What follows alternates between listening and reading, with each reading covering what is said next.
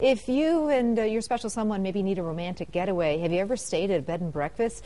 They're so neat because they're just different and more warm and inviting sometimes than an ordinary hotel. The innkeepers are usually such lovely people. They'll chat with you about their community, and they really take pride, a lot of them do, in the way they've decorated the rooms and the whole inn and the breakfast they serve. And right now we're going to take you to an amazing bed and breakfast in Oshkosh. It's called the Brayton B&B, where, let me tell you, I don't think I'd ever want to check out of this place. Take a look. Well, the house was built in 1867 by a lumberman named John Rich. He built it for his family.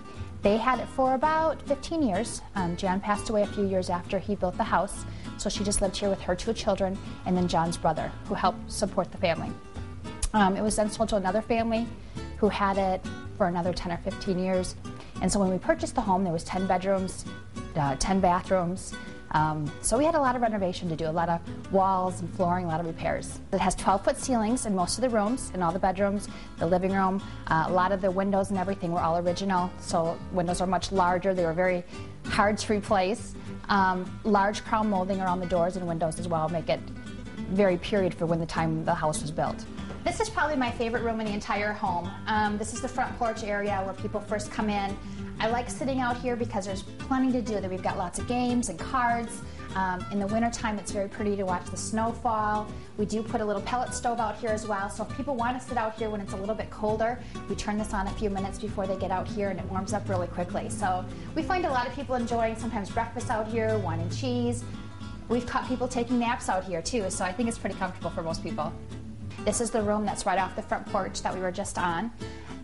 We decorated this in more of a masculine theme. Sometimes it's tough to get first-time B&B guests to visit us for men, so we wanted to give them more of a masculine type feel room. So we decorated the room with a dark green mossy walls, a leather sleigh bed. Each room has its own bathroom, so behind you is a shower and the commode also in the corner. The light furnishing is original. We just bought new globes to replace it, but otherwise that was a gas fixture in its day. This room is called our Brayton Suite. This is one of our 2 suites that are in the home. It's one of our smaller rooms, however, it's got the largest bathroom with a 2-person soaker tub. It overlooks the gardens outside. This room has a flat screen TV on the wall, your own chair for reading, and it's got wonderful views of just the grounds around us.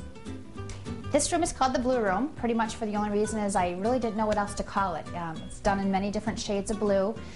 When we decorated this room, we really want to bring the outside colors inside since it does overlook the garden as well.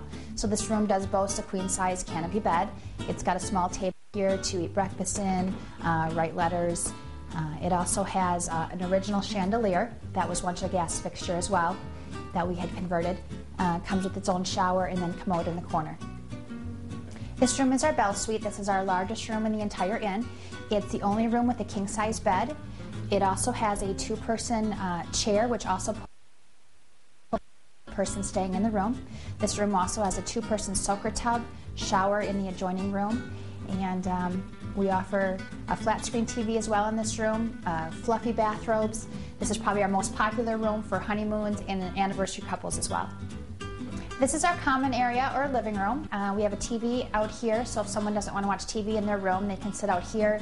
We do our wine and cheese socials out here at 5 o'clock on Fridays and Saturdays. So we get everyone together out here and everyone kind of gets to know each other from all over the place, sit around, drink some wine, have cheese, get people going where they need to in the evening for their dinner reservations. Next to this room is a side porch which overlooks the backyard, which our fireplace is in. So a lot of times people will come out here and cozy up next to the fireplace as well. This is our dining room. This is where we have breakfast every morning. We have also a stove in this room too for cool winter mornings. We do have it going most of the year though, seeming that we live in Wisconsin. I have coffee and hot water going up every morning and evening for those who like to enjoy that. And then, as I mentioned, we serve breakfast anytime the guest is looking for it, and always serve 2 different entrees. You know, sometimes we get mixed reviews. For the most part, people really like the feel that it feels like an older home, but we've modernized it. And once in a while, we'll get people that are slightly disappointed because it's not filled with antiques, and it doesn't look like there's not a lot of lace and doilies and ruffles. But we kind of wanted to think outside the box a little bit and do things just a little bit different without making it too modern at the same time.